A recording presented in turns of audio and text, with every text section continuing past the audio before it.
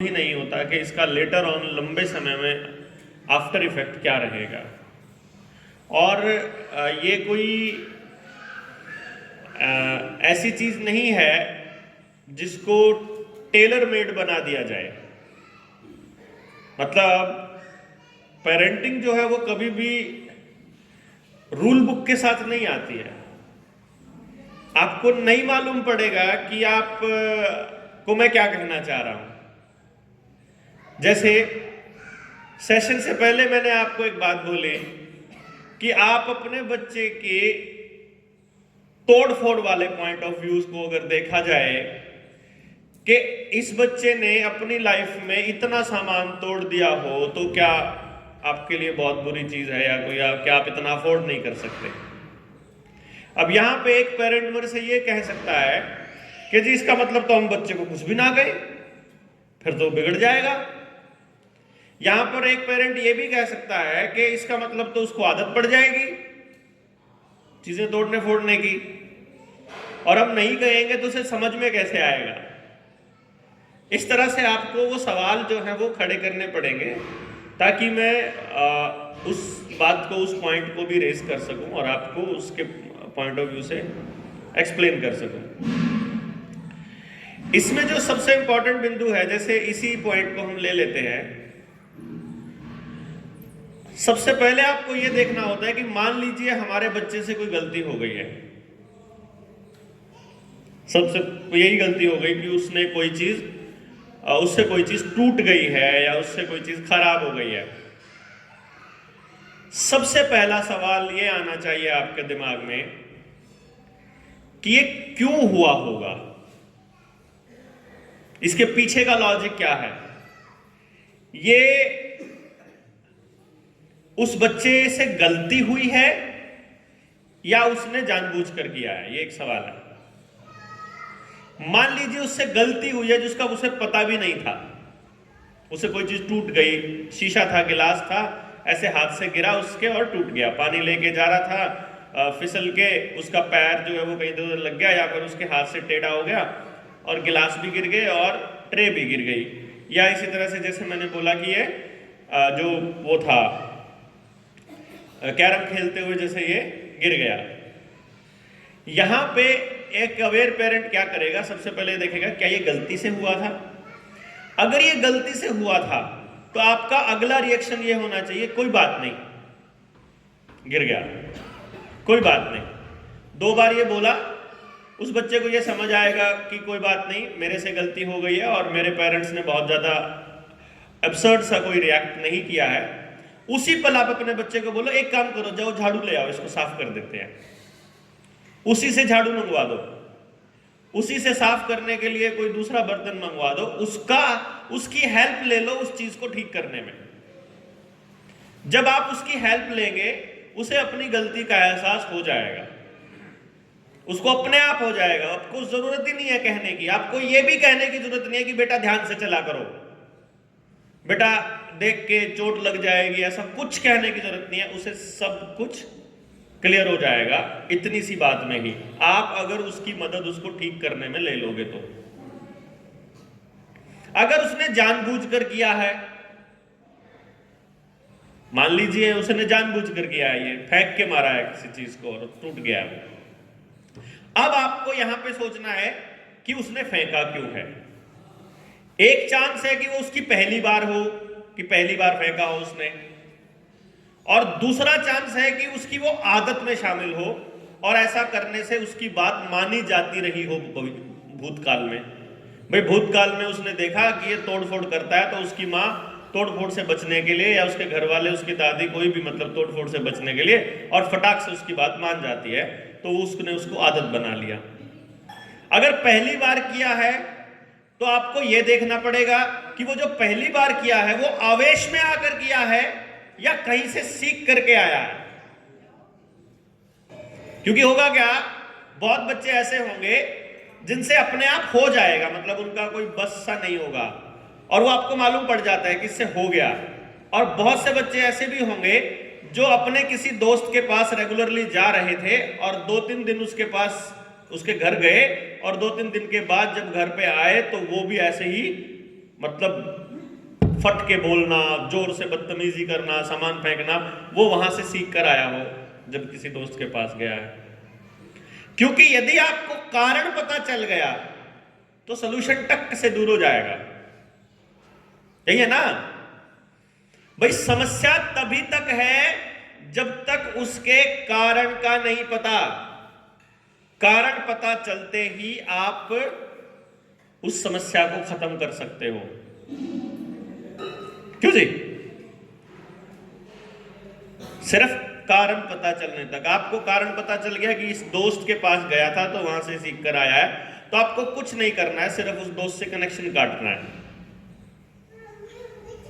क्योंकि आमतौर पे जो बच्चा किसी और से सीख कर आएगा और उसके बाद उसके बिहेवियर में चेंज होएगा, उस बच्चे को आपका ज्ञान कभी समझ में नहीं आएगा। उसको एक ही चीज समझ में आएगी, कल से वहां नहीं जाएगा तो, मतलब इंस्ट्रक्शन सीधी क्लियर कट, इतने से में क्लियर।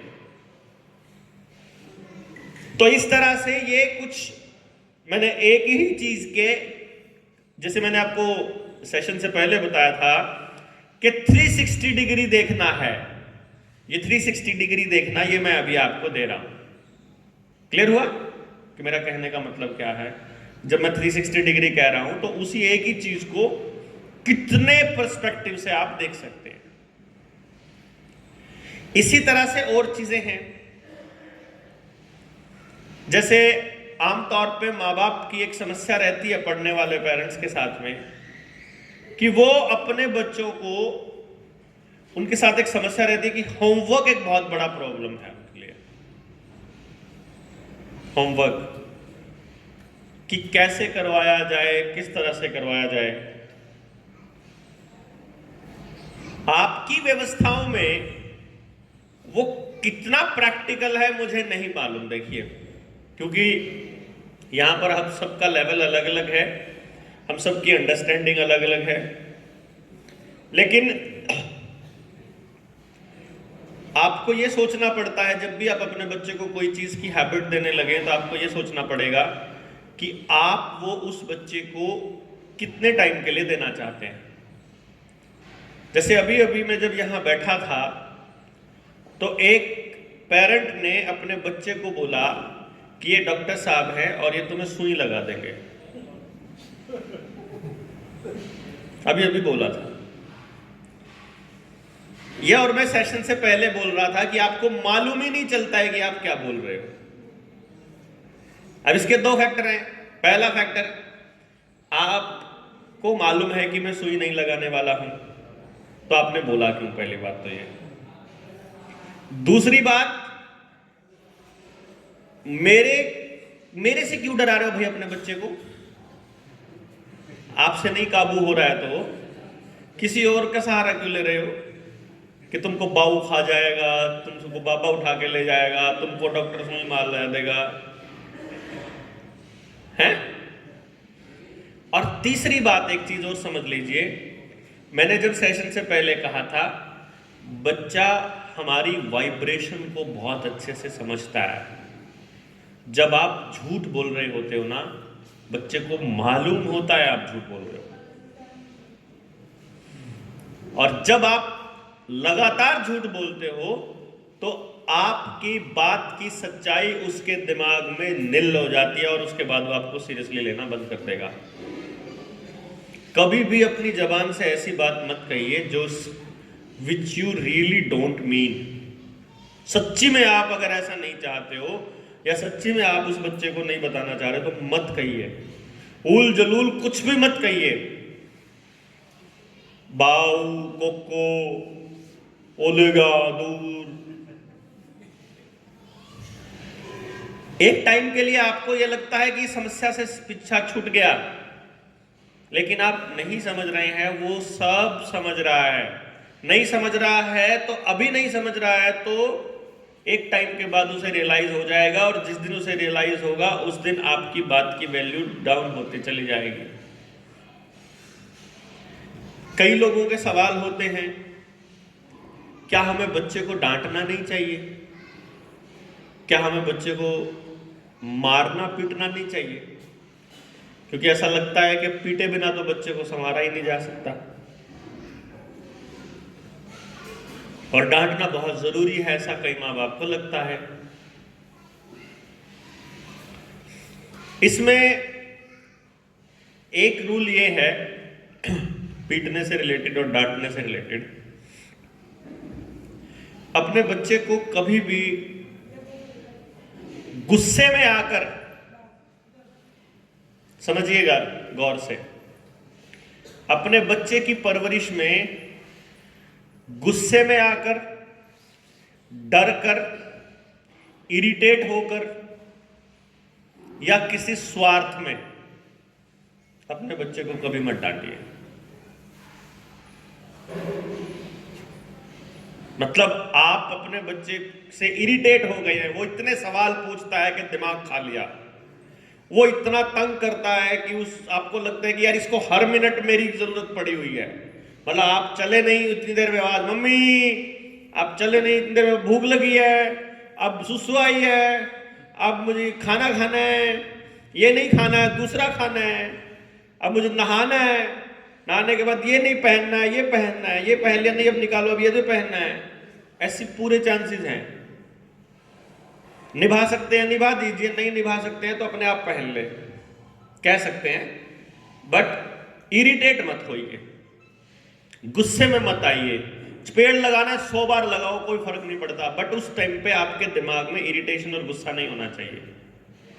आपको उसको सबक सिखाने के लिए थप्पड़ का क्या काम है? बेसिकली उसका काम है कि जिस स्टेट ऑफ माइंड में है उससे एक झटका देके तोड़ना, बस एक तरह से कि भाई निद्रा से जाग, तो अभी नहीं, तेरे को ये नहीं चाहिए। उसका ये मकसद नहीं है कि आप उसको पीट करके समझा सकते हैं, पीट करके नहीं समझा सकते आप अपने बच्चे को, किसी भी चीज को नहीं पीट के समझा सकते।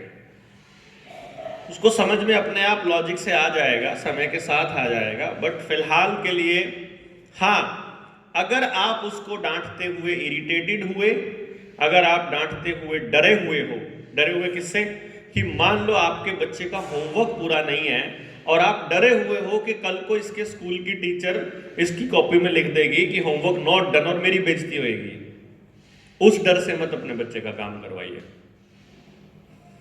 आपको उसका होमवर्क करवाना अच्छा लगता है तो करवाइए, नहीं करवाना लगता है तो एक चीज का ध्यान रखिए कि सभी बच्चे पढ़ने के लिए नहीं बने होते। जो बच्चे पढ़ने के लिए बने होते हैं वो जब किताब उठाते हैं वो उसमें अपने आप डूबना आता है उनको, वो आप ना भी कहोगे तो भी जबरदस्ती किताबें उठा के पढ़ना शुरू कर देंगे। जो उनके सिलेबस की नहीं है वो उनको भी पढ़ना शुरू कर देंगे। वो लक्षण अपने आप दिख जाएंगे कि इस बच्चे को ये चीजें पसंद हैं और ये चीजें पसंद नहीं है। समझ रहे हैं? और ये आपने अपने आसपास कोई ना कोई अपनी फैमिली, अपने रिलेशन में ऐसा बच्चा देखा होगा जिसके घर में मम्मी और पापा दोनों अनपढ़ हैं, फिर भी वो आराम से पढ़ने में उसको कोई टेंशन नहीं है, वो अपने सवाल भी ढूंढ लाता है, उसको ट्यूशन्स भी नहीं जाना पड़ता, उसको किसी की हेल्प भी नहीं जरूरत पड़ती। और एक बच्चा ऐसा है जो सारा दिन उसके पीछे उसकी माँ बाप भी पड़े रहते हैं, ट्यूशन्स भी जाता रहता है, स्कूल भी जाता रहता है, उसके बाद भी कोई भी सेटिस्फाइड नहीं होता उसकी परफॉर्मेंस से। अगर पढ़ने के लिए नहीं कहेंगे और आपका बच्चा नहीं पढ़ेगा तो ही तो वो सिचुएशन आएगी ना जब आप सोचोगे कि यार अब क्या कराएं, पढ़ तो रहा ही नहीं है। अब क्योंकि अभी तक तो आप लोगों को यह पता सिखाया गया था, सिस्टम ने अभी तक तो आपको यह बताया था कि केवल पढ़ने से लाइफ बनती है। आज मैंने आपकी वो धारणा तोड़ दी, अब आपको पता चल गया कि पढ़ने का मतलब तो असफलता ही है। मतलब पढ़ने का मतलब सफलता बिल्कुल नहीं है। पढ़ने के बाद जो सफल हुए हैं वो एक्सीडेंटल सफल हैं, एक्सीडेंटल सफल। कि रिक्शा चालक की बेटी ने यूपीएससी का पेपर क्लियर कर दिया, एक फलाने की बेटी, गरीब की बेटी, झाड़ू मारने वाले की, सफाई करने वाले के बच्चे ने ये कर दिया, 5 गरीब बच्चे थे उन लोगों ने मिलकर, 5 बहनों ने, 3-4 बहनों ने यूपीएससी का पेपर क्लियर कर दिया। मैं उसको उस मेहनत में नहीं काबू मानता मैं। हां ये है कि उनकी याद करने की क्षमता बाकी बच्चों से ज्यादा थी। टाइम पर मौका आया तो जो उन्होंने याद कर रखा था वो पेपर में आ गया। ऐसा हो सकता है कि मैंने सारा सिलेबस पढ़ रखा हो, 2 क्वेश्चन ना पढ़े हो और वो दोनों याद है पेपर में, तो मेरा सारा सिलेबस पढ़ा हुआ 0।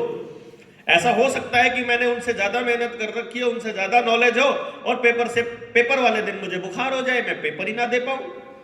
ऐसा हो सकता है लिखते हुए मेरे हाथ में चोट लग जाए, मैं लिख ही ना पाऊं। ऐसा हो सकता है मेरा मेंटल बैलेंस थोड़ा बिगड़ जाए तो मैं ना लिख पाऊं। तो देयर इज अ पॉसिबिलिटी। और अगर ऐसा है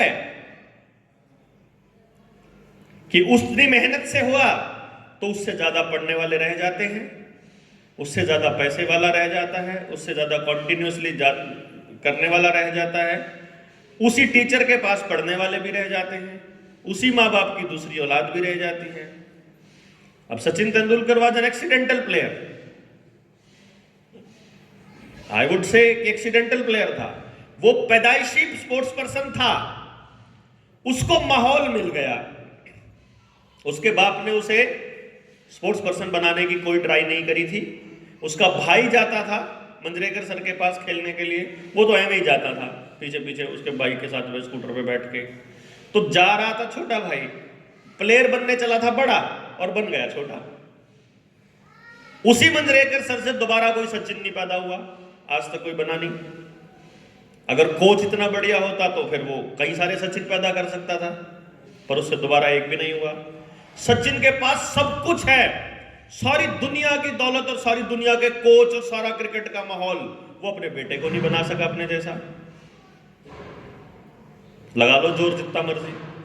लता मंगेशकर के माँ बाप के घर में म्यूजिक का माहौल था, उसके पास नेचुरल टैलेंट था, उसको माहौल मिल गया, वो कटाक से लता मंगेशकर बन गई, स्वर्ग सम्राज्ञी बन गई।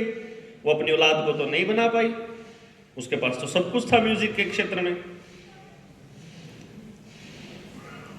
अमिताभ बच्चन अपनी औलाद को तो नहीं बना पाया दोबारा कुछ भी, उसकी औलाद तो एक टोटल फेलियर की तरह जानी जाती है बॉलीवुड के अंदर। ना पैसा बना सकता आपको, ना आपकी प्रसिद्धि बना सकती, ना आपका आसपास का माहौल। आपको अगर कोई चीज उस शिखर पे लेके जा सकती है तो वो 2 ही चीजें हैं, दोनों का कॉम्बिनेशन। केवल माहौल नहीं बना पाएगा, सिर्फ फैसिलिटी नहीं बना पाएगी, सिर्फ टैलेंट भी नहीं बना पाएगा। आपके पास टैलेंट पड़ा हुआ है, गांव में क्या पता किस बच्चे के पास सचिन बनने का टैलेंट पड़ा हो, पर उसके फादर ने आज तक कभी उसको बैट ही उठाने ना दिया हो। वो बेचारा खेत में ही काम कर रहा है आज तक, तो उसको पता ही नहीं है कि मैं ये करने के लिए पैदा हुआ हूं। आपके बच्चे के पास वो टैलेंट हो, साथ में वो एक्सपोजर हो, उस चीज का एक्सपोजर, और फिर देखो क्या नहीं बनता आपका बच्चा, किसी चीज की कसर नहीं फिर तो। ना पैसा चाहिए, ना कोच चाहिए, मैं आपको ये बता देता हूं, कोच नहीं चाहिए। किसी बच्चे को पढ़ने का इंटरेस्ट होगा, उसे केवल अल्फाबेट सिखा दो, आप वर्णमाला एक बार सिखा दो, मात्राएं जोड़ना सिखा दो, उसके बाद आपकी जरूरत नहीं है उसको। फिर तो कहानी अपने आप पढ़ लेगा, अपने आप कायदा उठाएगा, अपने आप जोड़ना सीखेगा, अपने आप कहानियां पढ़ पढ़ के अपने आप नोवेल पढ़ना स्टार्ट कर देगा, वो जरूरत ही नहीं है आपको। अब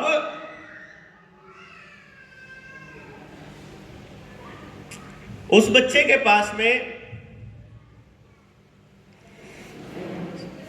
टैलेंट है, लेकिन किसी को पता नहीं है। 10वीं क्लास में आते ही माँ बाप की बम्बार्डमेंट शुरू हो जाती है कि बता तुझे करना क्या है लाइफ में। अब उसे सब्जेक्ट चूज करने हैं, क्या कौन सा सब्जेक्ट चूज करूं। सब्जेक्ट भी चूज करने में उसके सामने केवल 4 ही सब्जेक्ट हैं, मेडिकल, नॉन मेडिकल, कॉमर्स और आर्ट्स, बस, और कुछ नहीं है उसके पास। उस पे भी स्टैंप लगी हुई है कि अगर ये सब्जेक्ट लेगा तो निकम्मा कहलाया जाएगा, ये सब्जेक्ट लेगा तो थोड़ा इंटेलिजेंट हो जाएगा, और ये वाले लेगा तो थोड़ा और ज्यादा इंटेलिजेंट हो जाएगा।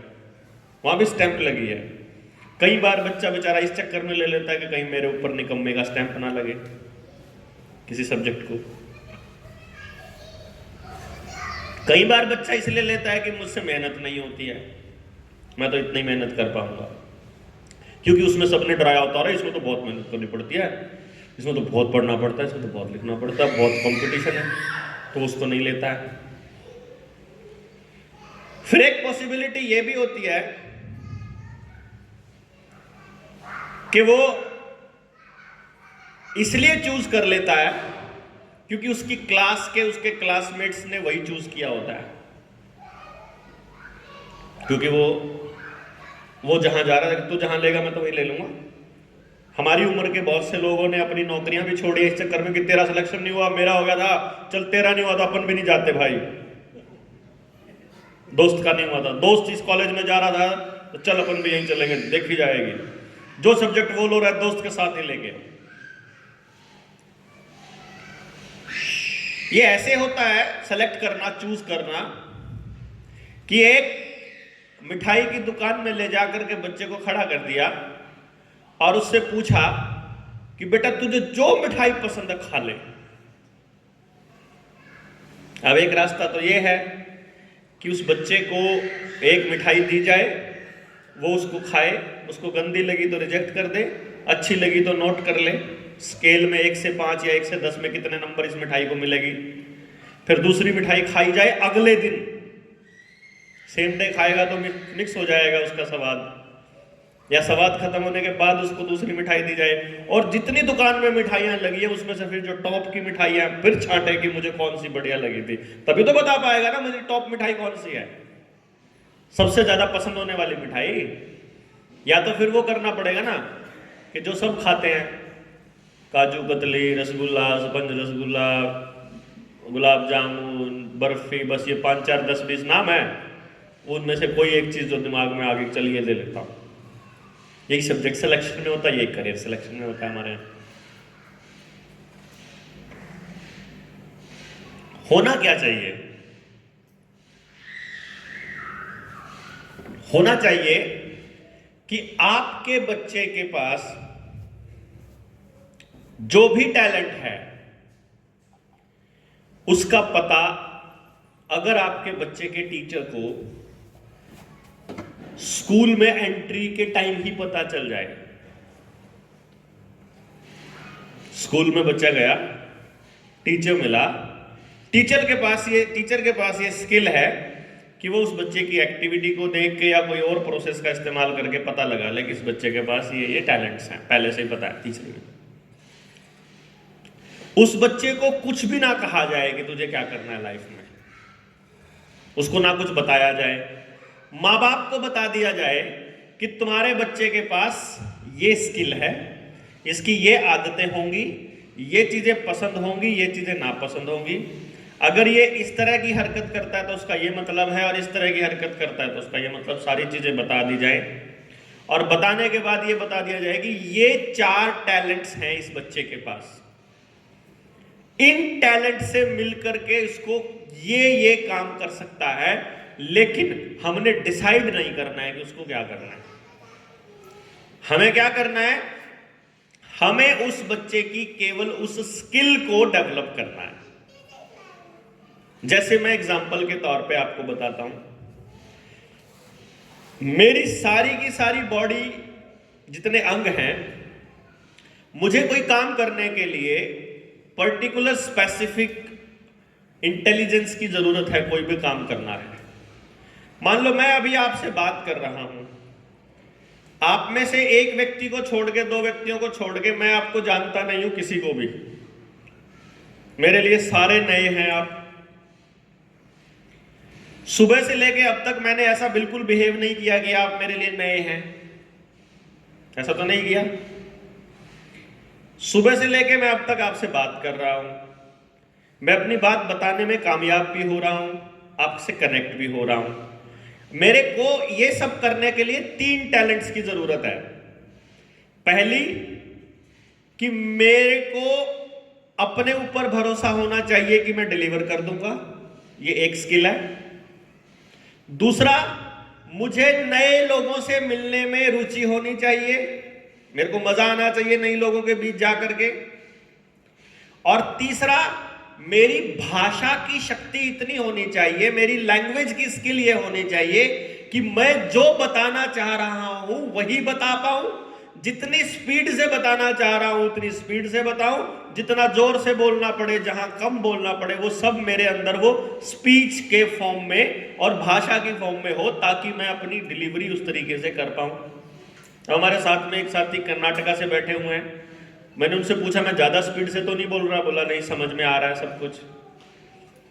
मैं स्लो भी नहीं बोल रहा हूं कि नींद आ जाए सबको, मैं कम भी नहीं बोल रहा हूं कि आपको सुनाई ना दे, और मैं जोर से भी नहीं बोल रहा कि कान में बजे। तो ये जो लैंग्वेज की स्किल है ये भी हो, तो ये 3 स्किल चाहिए। अगर ये 3 स्किल हैं, मुझे आप सुबह से लेकर रात तक बुलवा लो, मुझे क्या फर्क पड़ना है। पंगा क्या होगा कि मैं आपको बताने चलूं कुछ और बात, और मेरी जबान और मेरे शब्द में उसको साथ ना दे, और मैं आपको पूरी बात बता ना पाऊं। बात मेरे पास कितनी बढ़िया हो, अगर आप तक नहीं पहुंचेगी, अगर आप कनेक्ट नहीं होगे, तो थोड़ी सी देर में बोर होकर कह दोगे बहुत हो गया, मुझे जाना है, अभी घर पे काम है, अभी बहुत सवेरे। ठीक है पुलकित भाई, बुला लिया तुमने तो धन्यवाद। क्यों जी? लेकिन अगर मेरी ये 3 स्किल हैं तो मैं ये काम बड़े आराम से कर सकता हूं। अब मुझसे ये कितनी बार करवा लो, अगर ये नहीं है तो मैं एक दिन करके थक जाऊंगा, और अगर ये मेरे अंदर तीनों स्किल बढ़िया हैं तो मैं जिंदगी में कभी नहीं थकूंगा ये वाला काम करते हुए। अब आपको क्या करना है माँ बाप के तौर पे, कि मेरे बच्चे में बोलने की स्किल बहुत बढ़िया है, भाषण बहुत बढ़िया दे देता है, तो अब आपको केवल इस बोलने वाली कला को डेवलप करके इस फॉर्म में लेकर आना है कि मैं इससे रोटी खा लूं। ये तो करना है। क्यों जी? पता लग गया कि मुझे ये काम करना पसंद है, वो बात मुझे भी यकीन हो गया कि हाँ मुझे ये पसंद है, माँ बाप को भी पता चल गया मुझे ये पसंद है। अब माँ बाप ने और बच्चे ने मिलकर ये जुगाड़ करना है कि तेरे को जो पसंद है इसको पैसा कमाने का जरिया कैसे बनाएं। तो या तो जो आपको भाषण दिया इसके बाद कह दूं कि भाई बात पसंद आई हो, आपके काम की बात हो, तो थोड़ा सा दान दे जाना, उससे भी दिहाड़ी निकल जाएगी, है कि नहीं? दूसरा तरीका यह है कि पहले से ही आप अपना नाम इतना चमका लो कि आपके नाम पर पैसे आ जाए, तो टिकट के पैसे कमा लिए जाए। तीसरा तरीका यह है कि जो भी आपको काम करना आता हो उसके हिसाब से कर लो, जैसे मैं करता था। गांव के लिए मैं एजुकेशन में काम करता हूं, तो गांव और सरकारी स्कूल के लिए मेरी सारी सर्विस फ्री होती है, बट प्राइवेट स्कूल क्योंकि मुझे बुला के पेरेंट्स को इंप्रेस करने के लिए इस्तेमाल करता है, तो मैं प्राइवेट स्कूल की स्टेज पे चढ़ने का 3.5 लाख रुपए लेता हूं कि मैं 2 घंटे बोलूंगा तो उसका पैसा लूंगा, नहीं तो नहीं लूंगा, नहीं तो नहीं आता, जाओ फिर मैं अपना सरकारी स्कूल में ही करूंगा गांव में। तो मतलब मैं अपनी स्किल का इस्तेमाल सोसाइटी के लिए भी कर पा रहा हूं, अपने लिए भी कर पा रहा हूं, और जो स्कूल में मुझे बुला रहा है मैं उसके लिए भी कर पा रहा हूं। एक भी व्यक्ति लॉस में नहीं है, नहीं, विन विन सिचुएशन। यही सच्चाई की सबसे बड़ी ताकत यह है कि जो भी उसके साथ कनेक्ट होगा उसे लाभ ही लाभ होगा, उसे कभी किसी को भी वो नुकसान नहीं कर सकता। और यही मैं जो आइडिया आपको दे रहा हूं कि आपको करना किस तरह से है। अब मेरी इस स्किल में मेरी क्या क्या यूज हुआ, मेरी थॉट प्रोसेस, मेरा सेल्फ कॉन्फिडेंस, मेरी इंटरपर्सनल स्किल और मेरी जबान। जैसे अब हम लोग कहते हैं ना कि कई बार गाड़ी गुड़ी में जा रहे होते हैं तो ड्राइवर होता है थोड़ा सा, तो मैं ड्राइवर को साइड वाले को बोल रहा हूँ भाई अगर कहीं किसी में टक्कर टुक्कर मारे तो इस तरीके से मारियो कि इससे ऊपर ऊपर का हिस्सा बचा रह जाए बस मेरा, क्योंकि रोटी यहीं से कमा लेंगे हम। हाथ भी नहीं चाहिए, पैर भी नहीं चाहिए, बस ये वाली चीज चाहिए, बस ये ठीक रहनी चाहिए सिर्फ, क्योंकि यही हिस्सा चाहिए मुझे रोटी खाने के लिए और अपने परिवार को चलाने के लिए। अब किसी बच्चे की इमेजिनेशन इतनी बढ़िया है, विजुअल स्किल बोलते हैं हम उसे। अब जिस बच्चे की विजुअल स्किल होगी उस बच्चे की खासियत यह होगी कि वो वर्ल्ड क्लास डिजाइनर होगा। Interior designing, automobile designing, car designing के साथ साथ आपको घर डिजाइनिंग यानी आर्किटेक्चर, फैशन डिजाइनिंग, लड़की है तो फैशन डिजाइनिंग चली गई, लड़का है या मतलब कोई भी लड़का लड़की डिपेंड करता है उसके घर के माहौल में। बहुत अच्छा ज्योग्राफी में एक्सपर्ट होगा, फिजिक्स बहुत बढ़िया होगी, कार्टून बहुत अच्छे बनाएगा, उस फाइन आर्ट्स बहुत गजब की होगी, मूवी का डायरेक्टर बहुत बढ़िया होगा वो, और फिजिक्स भी बहुत टॉप की होगी। तो कितनी सारी स्किल हो गई है। तो अगर किसी के पास विजुअल इंटेलिजेंस स्ट्रांग है तो अब इस बच्चे को क्या करना है? हम इस बच्चे को कभी भी ये नहीं बताएंगे कि तुमको बड़ा होकर के आर्किटेक्ट बनना है, ये भी नहीं बताएंगे कि तुमको बड़ा होकर फिल्म मेकिंग में जाना है या तुम्हें डायरेक्टर बनना है फिल्म का, ऐसा कुछ नहीं बताएंगे। उसको कुछ नहीं बताना, उसको सिंपल एक बात बतानी है कि तुमने फाइन आर्ट क्लास ज्वाइन करनी है बस, खाली बचपन में। जब वो फाइन आर्ट सीख रहा है तो उसको कौन से कलर यूज करने हैं वो अपने आप डिसाइड कर लेगा, वो और उसका कोच। फिर उसको उस स्किल का, उस इमेजिनेशन का इस्तेमाल कहां करना है, जैसे जैसे बड़ा होता जाएगा और जो जो अवेलेबल रिसोर्सेज होंगे उससे अपने आप उसे पता चलता जाएगा कि मुझे किस डिजाइनिंग में जाना है, डिजाइनिंग में ही जाना है या मैं सिर्फ फाइन आर्ट में ही जाऊं, कि मैं वेब डिजाइनिंग में जाऊं कि कार डिजाइनिंग में जाऊं। नहीं भी जाएगा तो 16 साल की उम्र तक उस बच्चे के पास अपनी इतनी स्किल होगी कि वो अपने आप अपनी रोटी का जुगाड़ कर सकता है। और ये हमने प्रूव किया। हमारे पास एक बच्ची आई थी, उसको एडमिशन लेना था 11th में मियो कॉलेज में, मेरा इंस्टीट्यूट था जैसे चंडीगढ़ में। तो मियो कॉलेज में एडमिशन के लिए वो आई, उसकी मदर भी आई। तो मैंने जब उसकी काउंसलिंग करी तो मैंने उसकी मदर को बोला कि ये फाइन आर्ट बहुत अच्छा करेगी, तो आप इसको हिस्ट्री वगैरह मत देना, आप इसको फाइन आर्ट्स में ही देना 11th में। तो बोलती कि सर फाइन आर्ट तो ठीक है, पर उससे मतलब घर कैसे चलेगा, लाइफ कैसे चलेगी। तो मैंने उसे बोला फाइन आर्ट के टीचर्स भी चाहिए होते हैं हमको। नहीं सर वो भी अच्छे नहीं है, फिर हमारा तो कोई बैकग्राउंड भी नहीं है। तो मैंने उनसे पूछा फिर क्या है आपका बैकग्राउंड क्या है। शी सेड कि मैं तो हाउसवाइफ हूं और मेरे हस्बैंड तहसीलदार हैं। तो मैंने कहा आपका फैमिली सर्कल कितना बड़ा है, 50-100 लोग होंगे आपके पास? बोले हाँ इतने लोग तो हैं। तो मैंने कहा फिर आप एक काम करिए, इसने बचपन से ड्राइंग बनाई होंगी, बचपन से इसने? बोली हाँ इसने खूब बनाई है। तो मैंने कहा कि आप ना इसको वो ड्राइंग्स मुझे लेके आइए कल, फिर मैं उनका देखता हूँ क्या कर सकता हूँ। मैंने वो ड्राइंग्स देखी, उनके अंदर काफ़ी इमेजिनेशन बहुत शानदार थी। तो मैंने उनको कहा आप ना एक काम करिए, हम अगले हफ्ते बात करता हूँ, मैं एक बार इनका देखता हूँ मैं क्या कर सकता हूँ। मैं उन ड्राइंग्स को ले गया एक फाइन आर्ट के मेरे टीचर थे उनके पास। मैंने उनको बोला सर इनकी कोई वैल्यू है, इस बच्चे ने कुछ अच्छा बनाया खाली कलरिंग है, क्योंकि मुझे तो इसकी समझ नहीं थी। उन्होंने कहा ये जिस बच्चे ने भी बनाए हैं वो बहुत अच्छा आर्टिस्ट है, अभी उसको पॉलिश करने की जरूरत है, लेकिन ये भी बहुत अच्छी आर्ट है। तो मैंने कहा इसको अगर हम एग्जीबिशन लगाएं तो कैसा रहेगा? तो गुड आइडिया, बढ़िया आइडिया है। तो मैंने वो सारे के सारे फ्रेम में जुड़ने के लिए दे दिए, और फ्रेम में जुड़ने के बाद मैंने उसके पेरेंट्स को कॉल किया, मैंने कहा आप आइए मिलते हैं। जब वो मेरे पास आए तो मैंने उनको वो सारे के सारे जो फ्रेम थे वो सारे पकड़ाए। मैंने कहा ये रखे हैं सारे के सारे, यहाँ पर हम एक हॉल बुक करते हैं, एग्जीबिशन प्लेस बुक करते हैं और एग्जीबिशन करते हैं। अगर हमें कुछ फ़ायदा हुआ तो आपका, बच्चे का, नुकसान हुआ तो मेरा। भाई जितना भी होगा मैं जस्ट रिस्क ले रहा हूँ कि लेट अस सी, मुझे एक बात पर ट्रस्ट है और मुझे मालूम है कि ये हो जाएगा, बट मैं रिस्क लेता हूँ कि नुकसान होगा तो मेरा होगा, जो हॉल का जो खर्चा होगा वो मैं दे दूंगा।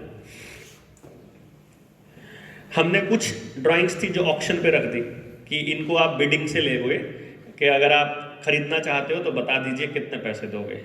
तो उस पर लिख जाना है बोर्ड पे, किसी ने लिख दिया उस पर भाई ये उसका बेस प्राइस रख दिया हमने 11,000, तो किसी ने लिख दिया वहाँ 12,000, फिर नीचे कोई लिख देगा 13,000 और सामने अपना फ़ोन नंबर। तो उस तरह करते करते उस बच्ची ने 4थी क्लास से लेकर और 10वीं क्लास तक जितनी ड्राइंग्स बनाई थी, सारी ड्राइंग्स 7,36,000 रुपए में बेची हमने। और उसके स्कूल की फीस थी मेयो कॉलेज की 7.5 लाख रुपए 11वीं की। मात्र 14,000 रुपए उसके पेरेंट्स के लगे। सब उसने अपने आप से कमाई और उसके बाद आज वो एक मतलब दिल्ली यूनिवर्सिटी के अंदर बच्चों के फाइन आर्ट के बच्चों की अपनी एकेडमी चलाती है दिल्ली के अंदर। उसके पेरेंट्स चंडीगढ़ ही रहते हैं। और ऐसे ऐसे हजारों की संख्या में लोग हैं जिनकी लाइफ मतलब पूरी तरह से बदली। लोगों को यकीन नहीं होता कि लीग से हटकर अगर काम करेंगे तो कोई फायदा होगा या नुकसान होगा, या करना चाहिए कि नहीं करना चाहिए। अब मैं एक चीज बता चुका हूं कि जिस रास्ते अभी हमारा समाज जा रहा है वो 100% सत्यानाश है। यानी अगर हम एक्सपेरिमेंट के तौर पर भी कुछ करेंगे ना तो भी हमारे बच्चों का फायदा ही होगा, नुकसान नहीं हो सकता। पहले साल के तौर पे या दूसरे साल, पहले और दूसरे साल में यह माना जा सकता है कि हमारे मन चाहे रिजल्ट्स ना आए, लेकिन मैं ये कहता हूं कि मान लो 100 लोगों ने शुरू किया था, पहले तो हमारा सक्सेस का रेट 1% था, यानी 100 में से केवल एक बच्चे को फायदा होना था। बट अगर इस तरीके से हम चलेंगे तो 50 से ज्यादा बच्चों को फायदा हुआ, इसकी गारंटी है। क्योंकि तब वो बच्चा वो काम कर रहा है जिसके लिए वो बना है, जिसमें उसको मजा आता है। अब बेटा है मेरा, उसने मुझे बोला पापा जी आप ना सबको बताते हो कि आपका बच्चा किस चीज के लिए बना है, वो क्या काम करेगा, बड़ा होकर क्या करना चाहिए। आपने मुझे तो कभी नहीं बताया कि मैं इसे क्या करना चाहिए। तो मैंने कहा कि तुम्हें क्या करना चाहिए। बोला हाँ आप बताओ मैं क्या करूं। मैंने कहा तुम सिर्फ एंजॉय करना। बोला मतलब। मैंने कहा इसका मतलब यह है कि तुम एक काम करना, उस काम को करके देखना, तुम्हें वो पसंद ना आए तो छोड़ देना, फिर एक काम करना, फिर पसंद ना आए तो छोड़ देना। फिर तुम्हें जिंदगी में कभी एक दिन ऐसा महसूस होगा कि मुझे ये काम करने में बहुत मजा आता है और मैं इसे छोड़ना नहीं चाहता, फिर तुम वो काम करना और उस काम से पैसा कैसे कमाना वो मैं सिखा दूंगा तेरे को। और इस जर्नी में अगर तेरे जिंदगी के शुरुआत के 40 साल भी लगते हैं ना तो भी मैं तेरे साथ हूं, क्योंकि पूरी जिंदगी बर्बाद होने से तो बेटर है ना कि 40 ही बर्बाद कर लो, 30 कर लो, 30 कर लो, 25 कर लो। क्योंकि मेरे पास जो पेरेंट्स आते हैं वो जब अपने बच्चे की काउंसलिंग करवाते हैं तो इमीडिएटली उनके दिमाग में एक बात आती है, अगर कोई रिटायर हो गया तो वो ये कहते हैं सर पैसा बहुत कमा लिया, सब कुछ बना लिया, घर बार सब कुछ है, नौकर भी हैं, पर लाइफ में वो इंजॉयमेंट नहीं है जो चेहरे पे आपके नजर आता है। जैसे आप मुझे देखेंगे ना रात को 11 बजे भी तो मैं आपको ऐसे ही स्माइल करता मिलूंगा। और ये एक दिन नहीं, 2 दिन नहीं, सालों साल की प्रैक्टिस है। जो लोग देख रहे हैं मुझे सालों से, कि आज तक हमने तेरे चेहरे पे शिकन नहीं देखी, क्योंकि मैं ऐसा कोई काम नहीं करता जो मुझे परेशान करता हो। मैं किसी ऐसे आदमी से बात नहीं करता जो मुझे परेशान करता हो, ना मैं करता परेशान किसी को, ना मुझे कोई करते है, मैं अलाउ ही नहीं करता किसी को। Because my life my rules, simple. उसमें कोई भी है भाड़ में जाए, I don't care at all. पैसा जाए, उसमें बिजनेस खराब होता है, उसमें कुछ भी खराब होता है, रिलेशन खराब होता है, 100 बार हो जाए, लेकिन जब उस बंदे को रियलाइज होता है तो वो मुड़ के फिर वापस आता है और फिर उसे रियलाइज होता है कि यार जब तुम्हारे आसपास होते हैं तो बहुत पॉजिटिविटी होती है। वो पॉजिटिविटी यहीं से है, सारी की सारी तरंगों से चलता है सारा। तो मैंने उसे यही बात बोली, हालांकि मैंने उसे यह भी बताया कि देखो मैंने तुम्हें इतनी सारी चीजें सिखाई हैं बचपन से, तो तुम जब बड़े होगे तो अपने आप डिसाइड कर लोगे कि तुम्हें क्या करना है, बट फिर भी तुम केवल एंजॉय करना और कुछ नहीं करना। जब तक मैं जिंदा हूं तब तक तो तुम एंजॉय ही करना, और मैं तुझे कभी नहीं कहूंगा तुझे काम करना है। तुझे जिस काम में एंजॉय आता हो मैं उसे काम बनाने की जिम्मेदारी मेरी है। उसने बोला कैसे? तो मैंने उसे कहा कि तुम सिर्फ एक लाइन में एक बात बताओ कि तुम्हें किससे पैसा कमाना है। भाई कोई भी काम जो मुझे आता हो या तुम्हें आता हो और उससे पैसा कमाना हो, तुम्हें कुछ भी, तो मैं उसको टेनिस खेल के आ रहा था, तो मैं उसे रास्ते में लेके आया था, तो मुझे बोलता है अच्छा आप गाड़ी चला रहे हो। मैंने कहा हाँ, इससे कैसे पैसा कमाओगे? मैंने कहा अभी ले, अभी दिखाता हूँ कैसे कमाऊंगा।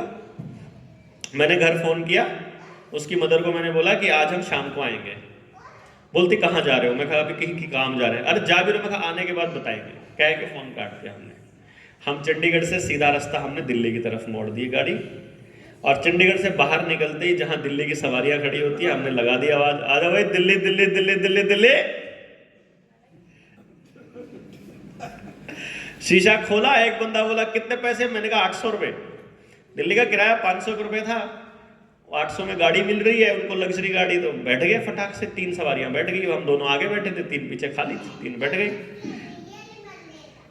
ISBT में छोड़ दिए, वहां से वापस आए करनाल बाईपास से चंडीगढ़ चंडीगढ़ चंडीगढ़, 3 सवारी चंडीगढ़ की बिठाई, 2400 रुपए जाते हुए, 2400 रुपए आते हुए। शाम को मैंने कैलकुलेट करके बता दिया कि 4800 रुपए टोटल हमारे इनकम हुई।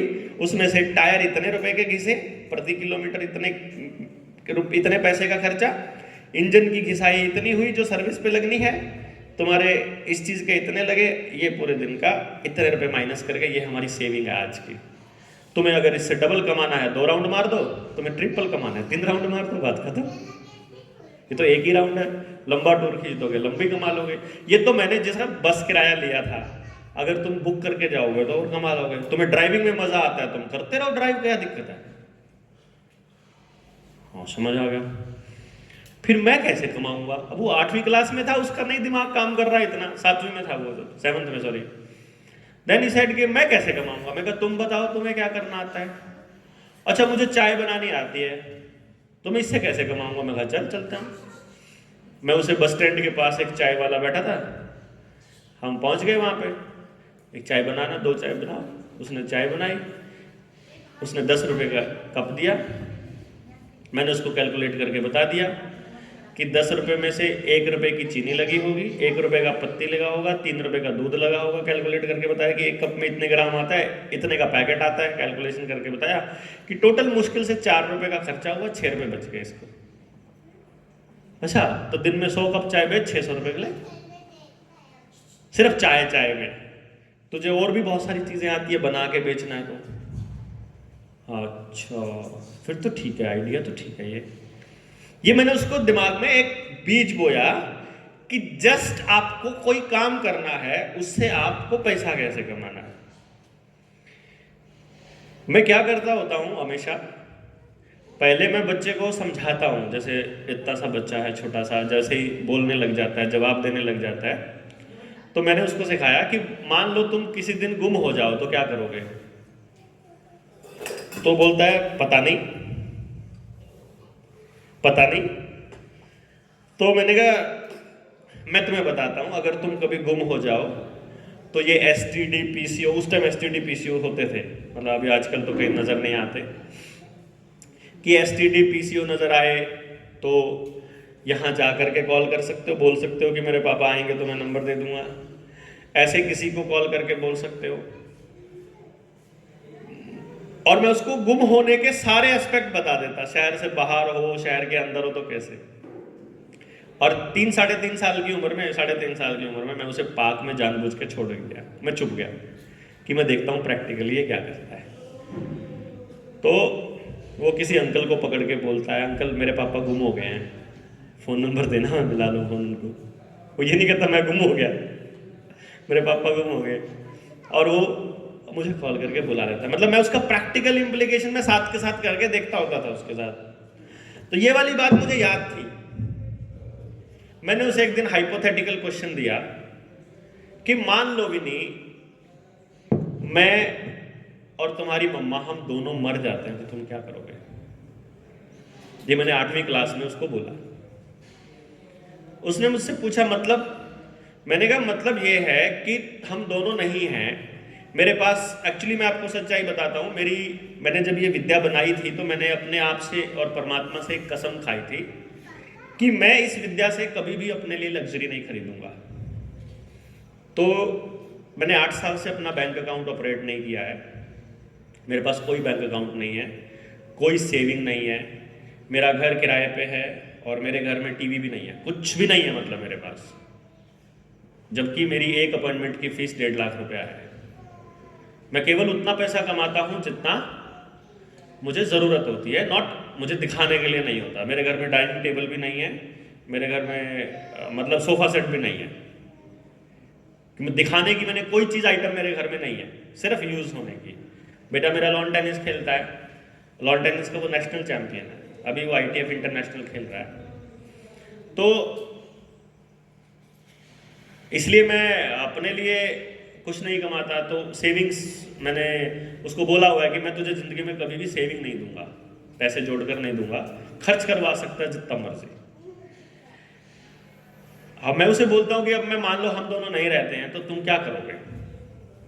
हाइपोथेटिकल क्वेश्चन था। उसने मुझे बोला सिस्टमेटिकली कि पापा देखो आप नहीं होगे तो फिर मुझे गाड़ी की भी जरूरत नहीं पड़ेगी, तो एक उसके लिए गाड़ी घर में रखी, एक मेरे पास 2 गाड़ियाँ हैं, तो मैं दोनों गाड़ियाँ बेच दूंगा, ठीक है, जो पैसा बचेगा उसको अकाउंट में डाल दूंगा। इतने बड़े घर की भी जरूरत नहीं पड़ेगी, छोटा मकान किराए पर ले लूंगा। तो मैंने कहा खर्चा कैसे चलाओगे अपना रोज का, पढ़ाई का और खेल का। तो बोलता पढ़ने का तो मेरा लगता ही नहीं है, स्कूल में उसकी फीस नहीं लगती है, स्कूल वाले ढूंढते रहते हैं वंडर किड हमारे स्कूल में आ जाए, हमारे स्कूल में आ जाए।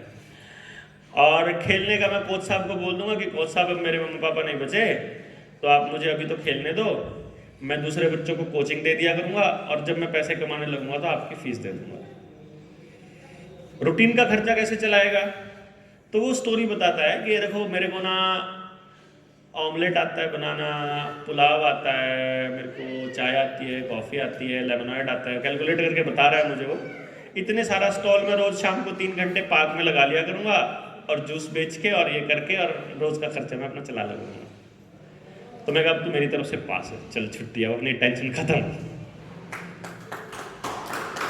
उसका मैंने उसे क्यों कहा ये, अभी वो मात्र 8वीं क्लास में था उस टाइम पे। जब 8वीं क्लास का बच्चा इमेजिन करने लग जाता है कि मुझे अगर अकेले को काम चलाना होगा तो मैं ऐसे चलाऊंगा, और मैंने अभी तक की मेरी लाइफ का एक्सपीरियंस ये कहता है कि आपको अपनी जिंदगी के स्ट्रगल को केवल शुरू करना होता है, उसके बाद आपको मुड़कर नहीं देखना अगर आपकी नीयत सही है। जरूरत पड़ती है, जो बहुत सी चीजों की जरूरत पड़ती है झूठे आदमी को। सच्चे आदमी को केवल अपनी सच्चाई पर खड़ा रहना है और अपनी कंसिस्टेंसी बरकरार रखनी होती है, कुछ नहीं करना। और ये चीज हम अपनी पेरेंटिंग में सिखा सकते हैं अपने बच्चों को, क्योंकि आपका डेली का बिहेवियर, आपका पड़ोसियों से आपकी बातचीत, आपके लोगों से आपका बातचीत, आप कितना आंख में आंख डाल के अपने साथियों से बात करते हो, आप समाज की बात कितनी करते हो, ये बात आपको बताने की जरूरत नहीं है अपने बच्चों को। अभी 11th क्लास में है मेरा बेटा, और ये जो अंतरराष्ट्रीय षड्यंत्र चल रहा है बीमारी के नाम पर और जितना खेल चल रहा है पूरे के पूरे देश दुनिया के अंदर, सारी किताबें पढ़ के रटा हुआ है। He is in just 11th class, उसे सब मालूम है कौन से देश में क्या हो रहा है। अपने स्कूल में जाके लीड करता है वो, किसी भी बच्चे के साथ कुछ भी गलत हो रहा होता है तो सीधा एप्लीकेशन लेके पहुंचता है प्रिंसिपल के पास कि ये गलत हो रहा है, मैं बर्दाश्त नहीं करूंगा, आई प्रोटेस्ट। सीधा बोलता, बोला ये क्या कौन नेता पैदा कर रखा, आई प्रोटेस्ट। अकेला खड़ा हो गया, कोई साथ दे ना दे, क्योंकि उसको एक ही चीज सिखाई है मैंने कि मरना मंजूर कर लेना, डरना नहीं है, किसी का बुरा नहीं करना है, और कोई बुरा कर रहा है तो अड़ना है, सिंपल। मुझे एक औलाद है इसका ये मतलब नहीं है कि मैं तुझे गोदी में घुमा के रखूंगा। तुमको स्ट्रगल करना है खुद के लिए भी और अपनी अगली पीढ़ियों के लिए भी, तो वो करना तुम्हें अभी सीखना पड़ेगा। और वो 9वीं क्लास में अपने स्कूल का लीडर है, अकेला बच्चा था पूरे स्कूल में जिसने ना कोई टेस्ट कराया कभी नाक में डलवा के, ना कोई सुई ली, ना कोई टीका लिया। स्कूल वाले बोलते तो नहीं जी, पापा ने मना किया। मेरे पास फोन आता है कि तो करना पड़ेगा, मैं बोल देता, फिर मैंने कहा बाजू काट दूंगा मैं उसी मास्टर की जिसने हाथ लगा दिया मेरे बच्चे को। फिर वो भी डर जाते थे कि पागल है इसका बाप भी। तो अब आपको क्या करना है, उसको ये समझ में आ गया कि मुझे अब केवल फोकस किस चीज पे करना है, सीखने पर। अब वो मुझे बात करते हुए देखता है कि मैं जब बात करता हूं लोगों से तो कैसे करता हूं। क्योंकि बात करने का तरीका क्या होता है कि आप रूडली करते हो, आप प्यार से करते हो, आपकी बातों में झूठ कितना है, वो सब बच्चा आसपास बैठा नोटिस कर रहा होता है और वहीं से वो अपना कैरेक्टर बिल्ड करता है, स्पेशली पहले 6 साल। और आप में से किसी को नहीं पता कि पहले 6 साल कितने क्रूशियल होते हैं। हम लोग ये मानते हैं बच्चा छोटा है, अभी उसको समझ नहीं है, जबकि किसके साथ बदतमीजी करनी है, किससे के साथ कैसे बोलना है, वो सब कुछ पहले 6 साल में ही सीखता है। जिसकी बच्चे की माँ अपनी सास के साथ थोड़ी सी भी बदतमीजी करती है, थोड़ा रूडली बात करती है, वो बच्चा अपनी दादी से भी रूडली बात करता हुआ मिलेगा। जिसका बाप उसकी मां को हर बात पे टोकता है, वो बच्चा अपनी मां की बात कभी नहीं मानता मिलेगा। जो बिहेवियर आप एक दूसरे के साथ घर में शो करते हो, वही बिहेवियर वो परमानेंट बिहेवियर मानता है। क्योंकि बच्चे को नहीं पता महान लोग कौन थे, बच्चे को नहीं पता महाभारत क्या थी, वेद क्या है, संस्कार क्या होता है, दुनिया क्या होती है। उसकी पूरी दुनिया सब कुछ उसके घर में है और वो सीखना शुरू करता है जब वो मां के पेट में होता है। लोगों को लगता है अभी तो इसकी सीखने की उम्र नहीं है, लेकिन जब वो पेट में होता है उस वक्त घर में शोर का माहौल है या संगीत का माहौल है, उस वक्त घर में गुस्से से लोग बोलते हैं या प्यार से बोलते हैं, वो सब कुछ सुन रहा होता है, चाहे समझ बेशक ना आ रहा हो। और अगर मान लो मैं यहां खड़ा खड़ा चै चै चै चै चै चै चै चै चै चै करता रहूंगा, थोड़ी देर में ही पक जाओगे कान आपके। भाई समझ कुछ आ नहीं रहा है, शोर शोर करता रहूंगा तो कान दुखने लग जाएंगे आपके थोड़ी देर में ही। आप तो वो बच्चे को भी पता चल जाता है कि बाहर चै चै चल रही है। और आपके घरों में, हमारे घरों में टेलीविजन चलने का उसूल क्या है कि टीवी में क्या चल रहा है किसी को पता ही नहीं, लेकिन टीवी चल पक्का रहा है। मैक्सिमम घरों में यह होता है। मोर देन 70% घरों में टीवी में क्या चल रहा है, लोग आपस में बात करें, टीवी में चल रहा है।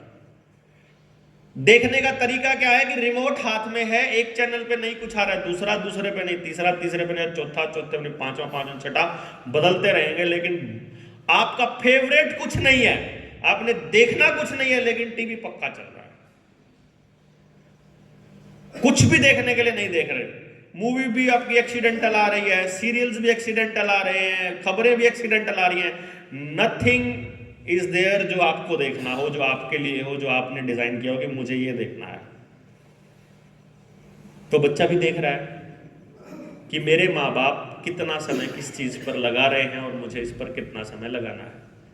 और वहीं से वो अपनी लाइफ को डिसाइड कर लेता है। और फिर आप लाख कोशिशें करते रहें, आपके बच्चे को आपकी बताई हुई बातें समझ में आएंगी ही नहीं, क्योंकि आपकी करनी और कथनी में दिन रात का अंतर है।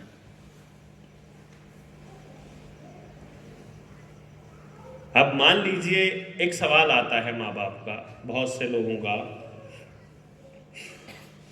कि हमारा बच्चा हमारा कहना नहीं मानता। एक सवाल आया भी था शुरू शुरू में ना, कि भाई बच्चा मानता नहीं हो तो हम क्या करें। एक सवाल है छोटा सा, मुझे बुखार हो जाए या मैं बीमार हो जाऊं तो मैं कपड़े की दुकान पर जाऊंगा उसके इलाज के लिए, या हलवाई के पास जाऊंगा?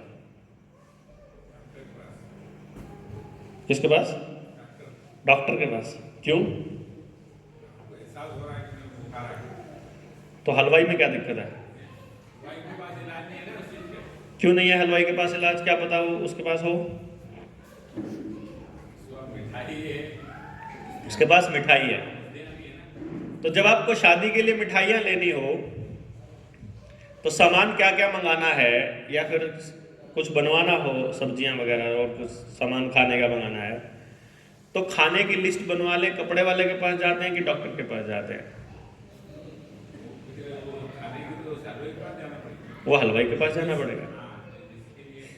घर में पेंट करवाना है मान लीजिए, तो डॉक्टर को पास जाना चाहिए कि इंजीनियर के पास, कि हलवाई के पास, या कपड़े वाले के पास? हैं? जो कारीगर है, पेंट करने वाला। कारण क्या है उसका? कि जब आपको घर में पेंट करना है तो उसका एक्सपर्ट है कारीगर, पेंट वाला कारीगर, तो आपको उससे बढ़िया सलाह कोई नहीं दे पाएगा। जब आपको खाना बनाना है शादी ब्याह में, पार्टी में, तो हलवाई से बढ़िया सलाह नहीं दे पाएगा कोई। जब आपको बीमारी है, कोई पेट दर्द है, गले में दर्द है, तो डॉक्टर से बढ़िया सलाह नहीं दे पाएगा, क्योंकि वो उस चीज का एक्सपर्ट है। यही है। कपड़े सिलवाने हैं तो टेलर से बढ़िया कोई सलाह नहीं दे पाएगा, क्योंकि वो उस चीज का एक्सपर्ट है। ध्यान दीजिएगा, आप केवल उसकी बात मानते हो जिसको आप एक्सपर्ट मानते हो, ना कि वो एक्सपर्ट हो। हलवाई तो 10 हैं आपके शहर में, लेकिन आप 10 के 10 के पास नहीं जाते हो। आपने अपने दिमाग में डिफाइन किया हुआ है। देखो हलवाई आया निकल के।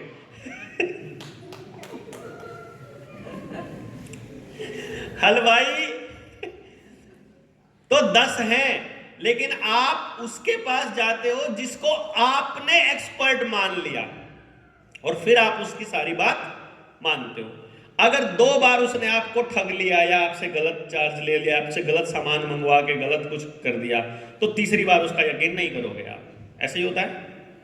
यकीन करने का और किसी की बात को सीरियसली लेने का ये पहला रूल है कि वो उसको एक्सपर्ट मान ले। ठीक है, इस बात को हम यहीं पर रख देते हैं। अब हम पहुंचते हैं नर्सरी क्लास में, मतलब नर्सरी क्लास से पहले पहुंचते हैं। हम अपने बच्चे को जब भी वो कोई काम कहते हैं कि ये गिलास रख के आ किचन में, माँ को दिया, बच्चा जब लेके चलेगा, आमतौर पे बच्चे की आदत होती है कि बच्चा हमेशा स्पीड से चलता है। बच्चा, बहुत कम चांसेस होते हैं कि वो रुक रुक के चले, वो दौड़ के चलेगा, जल्दी से फटाफट से करना। देते ही सबसे पहले उसके घर वालों का एक बात होती है, आराम से जा। जबकि उसने जाना नहीं है आराम से, आप बोलोगे पक्का आराम से जा, ध्यान से जा, गिरना मत। आपकी तीनों लाइनों में उस बच्चे के लिए अविश्वास है कि आपको बिल्कुल भरोसा नहीं है उसके ऊपर, फिर भी वो आपकी बात सुन के दे आ रहा है। फिर वो स्कूल में जाना शुरू करता है, मैम ने दे दिया उसको होमवर्क, आपने उसको होमवर्क करवाना शुरू कर दिया। होमवर्क में सबसे पहले जो आती है वो 2 चीजें आती है। या तो आता है कलर करना, या आता है लाइन के ऊपर लाइन खींचना, डॉट मिलाना। 2 ही काम आते हैं सबसे पहले बचपन में। कलर कौन सा करना है ये भी मम्मी बताती है। जैसे मैं बताता हूं, मेरे पास आया बेटा पहली बार जब होमवर्क की बारी आई, तो मुझे बोलता है, मैं इस बात पे बता रहा हूं, बाकी पूरी होमवर्क वाला अलग बात है। तो मुझे बोलता है कि पापा इसमें कौन सा कलर करूं? मैंने कहा कोई सा भी कर दो। तो बोलता है रेड कर दूं? मैंने कहा कर दो। जानते हो क्या था? बनाना। केला था वहां छपा हुआ, केले थे, उसको कलर करना था, और मुझसे पूछता है रेड कर दूं? मैंने बोला कर दे। अब वो रेड कलर करके चला गया। अगले दिन मैडम ने मेरे को बोलता, आपने मेरा सारा काम गलत करा दिया। मैंने बोला क्या हुआ? उस रेड कलर क्रॉस कर दिया मैडम ने।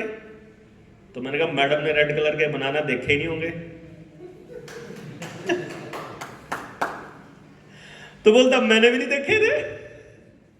तो तुमने रेड कलर से क्यों किया आपने कलर उस पे? वो बोलता है मैंने तो ऐसे ही कर दिए। तो मैडम ने ऐसे ही क्रॉस मार दिया, क्या फर्क पड़ता है? मैंने कहा क्रॉस को इतना सीरियसली लेने की क्या जरूरत है? मैडम ने, तुमने ऐसे ही बना दिया, मैडम ने ऐसे ही क्रॉस कर दिया, छुट्टी, बात खत्म, क्रॉस क्रॉस हो गया, कुछ हो गया। अब वो डॉट्स मिलाने लगा, उसने पेंसिल पकड़ी, डॉट मिला दिए, वो कभी इधर जा रहा है, कभी उधर जा रहा है, अगले के डॉट तो मिलने नहीं उसने, वो पहली बार में जिसने पेंसिल पकड़ी है। यहां पे मम्मी क्या करती है,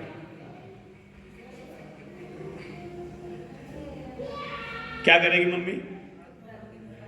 आपके तो 2 जा चुके हैं इस वाली लेन से, 4 वाला रहता है बस, या वो भी आ गया होगा, 3 आ गए।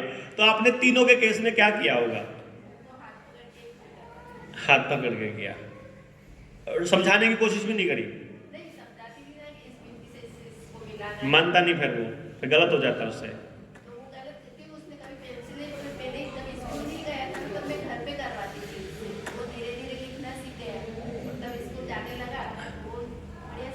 बढ़िया से करने लगा। आप में से और भी किसी ने मम्मी ने किया होगा ऐसा? सब मम्मी ऐसा करती हैं। बच्चे का टेढ़ा हो जाए, अरे नहीं नहीं सीधा बनाओ बेटा, पेंसिल फटाक से रबड़ उठाएगी, जैसे पता नहीं बच्चे को क्या होगा, फटाक से मिटाएगी, दोबारा बना, उससे दोबारा भी टेढ़ा बन जाएगा, फिर मिटाएगी, फिर नहीं बनेगा तो फिर वो उससे पकड़ के उसको बनवाती है। ऐसे ही बनता है। जिस मम्मी ने इस हरकत को अंजाम दिया है, यानी जिसने भी अपने बच्चे को ऐसे लिखना सिखाया है, उसका बच्चा अब इस हालत में है जब वो बड़ा हो गया है। अभी जैसे 12 का है तो वो 6ठी में हो गया है। अब आपको सबसे बड़ी समस्या एक ही आने वाली है कि जब तक मैं पास बैठी हूं तब तक तो करता है, मेरे उठते ही भाग लेता है, शुरू से ही करता है। 90% केसेस में ये रहता है कि जिसकी माँ ने उसका काम मिटाया होता है, उसकी माँ की आज सबसे बड़ी समस्या यही है कि अगर वो बैठी है तो काम हो रहा है, वो नहीं है तो कोई काम नहीं हो रहा। क्या कह रहे थे आप?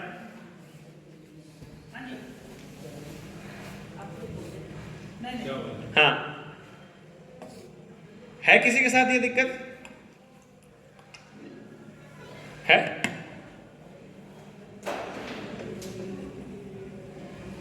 क्यों? क्योंकि जब हमने उसको लिखना सिखा रहे थे तो हम उसकी हर गलती पर उसको एहसास करा रहे थे कि तुमसे नहीं होगा, तुमसे हम करवाएंगे, तुमको हम सिखाएंगे। अब वो बच्चा अपनी हर छोटी चीज के लिए अपने उस माँ बाप के ऊपर डिपेंडेंट हो गया। फिर जब उसका सिलेबस थोड़ा बड़ा हुआ और वो अपनी मम्मी के पास, पापा के पास लेके आता है, तो मम्मी बोलती है भाई अब ये सिलेबस मेरे को समझ में नहीं आता, ये तो अपनी मैडम से ही पूछिए। और जिस दिन ये वाली बात होती है उस दिन वो बच्चा सोचता है कि मैं तो इसको एवं ही एक्सपर्ट सोच रहा था पढ़ाई का।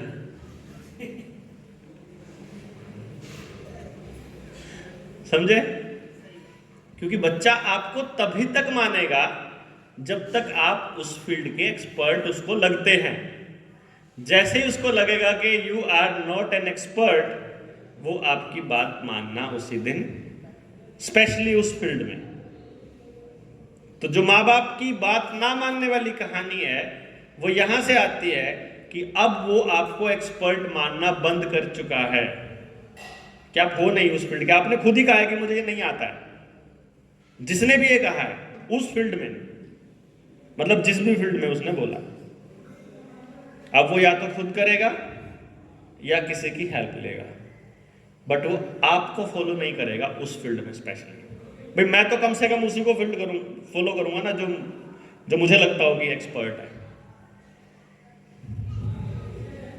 और बहुत सिंपल फंडा है किसी से भी अपनी बात मनवाने का कि आप उसके साथ कनेक्ट हो जाइए। ठीक है, कनेक्ट हो जाइए। नंबर 2, आप ये जान लीजिए उसको बात कैसे समझ में आएगी और वैसे समझाइए जैसे उसको समझ आने वाली है। वैसे क्यों समझा रहे हैं? जैसे आप समझाना चाहते हैं। क्यों जी? भाई मान लीजिए मैं यहां खड़ा होकर के बात बता रहा हूं, लेक्चर दे रहा हूं, अगर वो बात आपके काम की नहीं है तो आप कितनी देर तक सुनोगे उसको? मैं चाहे कितना ही ज्ञान झाड़ता रहूं, आप तभी तक सुनोगे जब तक वो बात आपके काम की आपको नजर आए। और ये सिर्फ आपके ऊपर लागू नहीं होती है, ये मेरे ऊपर भी लागू होती है और ये बच्चे के ऊपर भी लागू होती है। और हमारे पास उसके काम आने की कितनी चीजें हैं, कितनी इंपॉर्टेंट बातें हैं, ये हमें बड़े अच्छे से मालूम है। ना हम अपनी बात करने का नजरिया बदलते कभी भी। आपने कभी नोटिस किया है किसी के घर में अगर लड़ाई बजती हो मियाँ बीबी की, हस्बैंड वाइफ की, तो लड़ाई बजने के तरीके क्या क्या हैं? मैं अगर 3-4 दिन अगर मैं उनके घर में रह लूं और फिर महीने बाद उनके घर आऊं, तो महीने भर बाद मैं किस बात के ऊपर पत्नी क्या कहेगी और उसका पति का क्या जवाब होगा, और फिर पत्नी क्या कहेगी, फिर पति क्या कहेगा, फिर पत्नी क्या कहेगी, बात कहां जाके खत्म होगी, फिर बात शुरू कहां से होगी, सब कुछ बता सकता हूं, क्योंकि पूरा पैटर्न बिल्कुल सेम होता है, डिट्टो। कभी नोटिस किया आपने? आपकी बहस का जो पैटर्न है आपस में पति पत्नी का, खास तौर पे बिल्कुल वही होता है। मैं गलत कह रहा हूं? है ना? वही शुरू होगा, फिर वो बोलेगा, फिर वो बोलेगा, फिर वो सेम बात बोलेंगे, और फिर सेम बात पे जाके बात क्लोज होगी।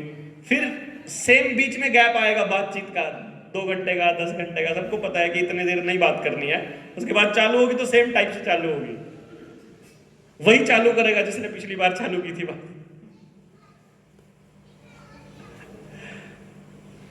और ये बात बच्चा बड़े अच्छे से समझता है कि जब उसने पहली बार आपको बताया था कि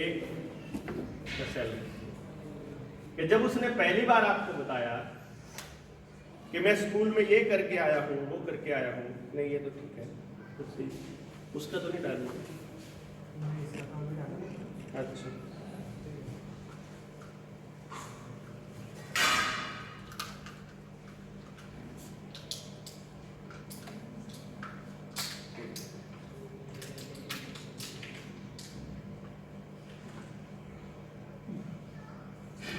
तो जब बच्चा अपने स्कूल में पहली बार कोई ऐसा काम करके आया उसके ऊपर उसे प्राउड नहीं था, उसने अपने पेरेंट्स को बोला आकर के कि मैं ऐसा काम करके आया हूं, और आपको बहुत बुरा लगा हो उसकी वो एक्टिविटी, तो आप क्या करते हो? क्या करेंगे आप? उसको समझाएंगे, बेटा ऐसा नहीं करना चाहिए, ये अच्छी बात नहीं होती है, अच्छे बच्चे ये करते हैं, और सो एंड सो बहुत सारी बातें होंगी। लेकिन इसका इम्पैक्ट क्या पड़ेगा मालूम है आपको? हाँ, इसका इम्पैक्ट ये होगा कि अगली बार वो आपको कुछ नहीं बताने वाला, क्योंकि जब इनको पिछली बार बताया था ना, इन्होंने मेरी जो वाट लगाई थी, मेरी जो क्लास ली थी, अब मुझे वो क्लास नहीं लगवानी। तो इसका क्या तरीका हो सकता है कि आपका बच्चा आपको बता भी दे, फिर आपको उसकी बात पे रिएक्ट भी नहीं करना, और फिर उसको समझाना भी है कि भाई ये बात गलत होती है। कभी आपने सोचा इस बारे में कि कौन सा तरीका हो जाए बताएगा?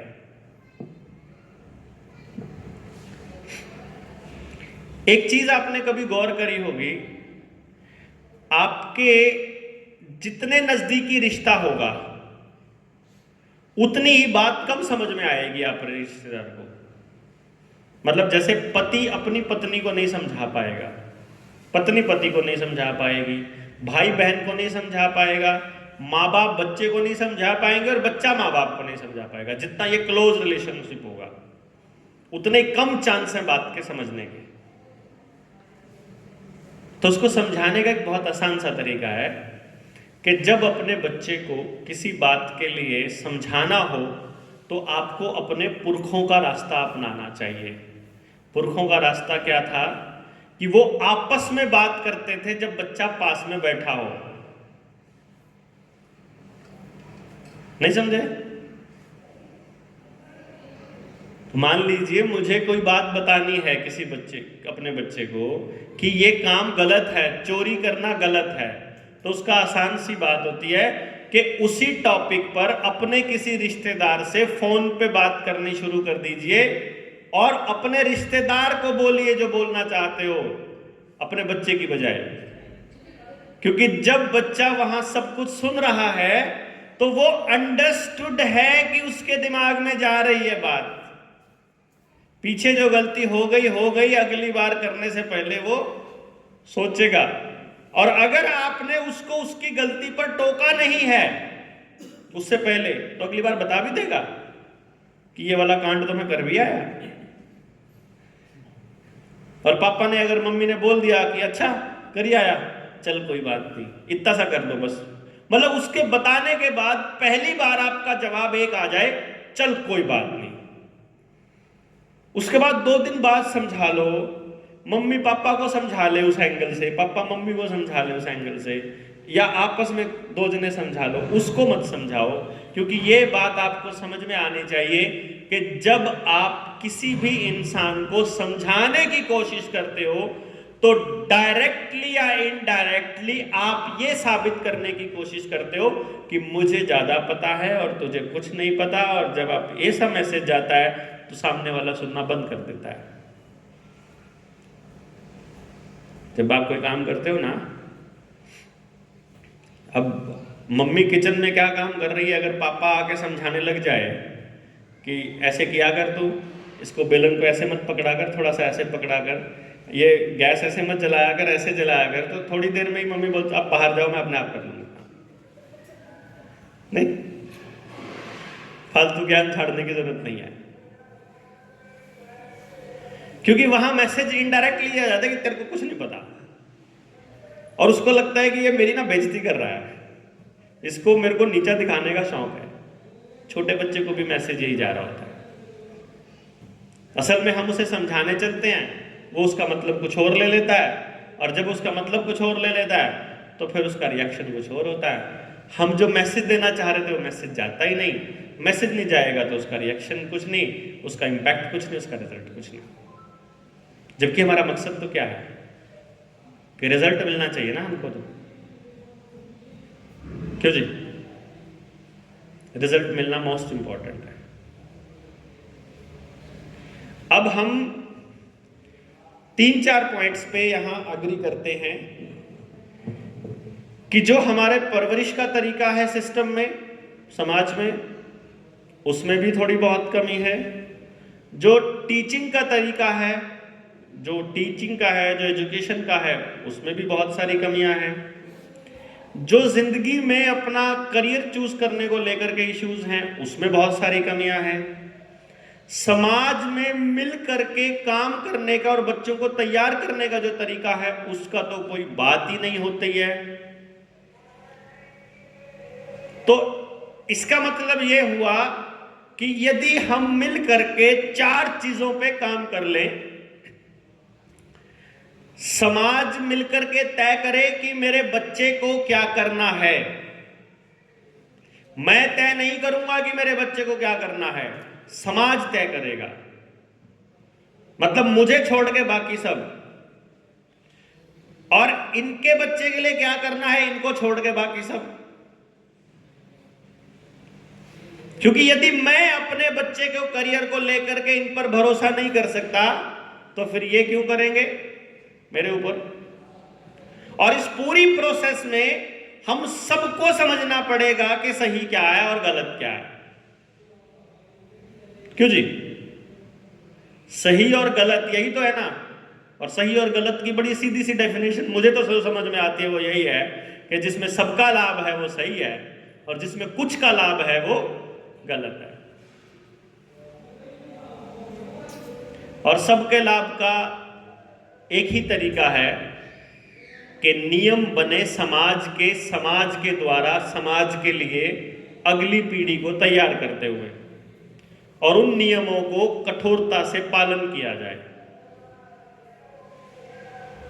जैसे अगर हम लोग अपने समाज में पहला एक ही नियम बना लें, एक नियम, कि हम किसी भी व्यक्ति को उसके कपड़े, उसके रंग, उसका पैसा, उसकी गाड़ी, उसकी मकान, उसकी पोजीशन के हिसाब से सम्मान या अपमान नहीं करेंगे। हम केवल उसके द्वारा जीवन यापन के रास्ते का अपमान या सम्मान करेंगे। भाई मेरा सम्मान अगर करना है ना, इसलिए नहीं करना या इसका सम्मान कम करना है, मान लो किसी दूसरे पर्सन का, कि मेरे पास तो मान लीजिए 1 लाख रुपया है, इसके पास 10,000 रुपया है, तो सम्मान मेरा ज्यादा हो या इसका ज्यादा हो, ये इस बात पर निर्भर होना चाहिए कि मैंने वो रुपया अगर बेईमानी से कमाया है और इसने 10,000 रुपया ईमानदारी से कमाया, तो इसकी ईमानदारी की इज्जत होनी चाहिए और मेरी बेईमानी को क्रॉस किया जाए समाज द्वारा कि ये नीच आदमी है। तो हम अपने अगले बच्चों को अच्छे रास्ते पर लगाने की रास्ता ढूंढ सकते हैं। क्योंकि आज हमने क्या किया, लड़की का रिश्ता भी ढूंढने के लिए जाते हैं तो हम लोग ये नहीं देखते हैं कि बच्चा कितना खानदानी है, हम ये देखते हैं कि इसका कितना बड़ा प्लॉट है, कितना पैसा बैंक बैलेंस में है, फैक्ट्री कैसी है, कितने रुपए कमाता है। इसकी बजाय केवल इतना देखा जाए कि बंदा खानदानी है कि नहीं है, मेहनत कर सकता है कि नहीं कर सकता है, मेहनत करके 2 रोटी कमा सकता है कि नहीं कमा सकता है, इतना सही देख लें बस। तो फिर हमारे को शादी करने के लिए नौकरी करने की जरूरत नहीं पड़ेगी। भाई कई लोग तो नौकरी इसलिए करते ना कि बच्चे की शादी ठीक से हो जाएगी, क्योंकि वो नौकरी वाले को ही ढूंढ रहे हैं।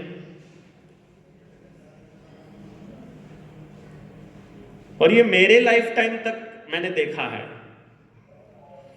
मेरी बहन, 3 बहनें हैं मेरी, तो सबसे छोटी बहन का जब रिश्ता देखा हमने, तो जो लड़का देखा था वो उस टाइम पे कुछ काम नहीं करता था और हमें किसी ने बता दिया, मैंने दादाजी को बता दिया, मेरे दादाजी उसके घर गए और घर देख करके आके यस करके बोल दिया, यस करिए।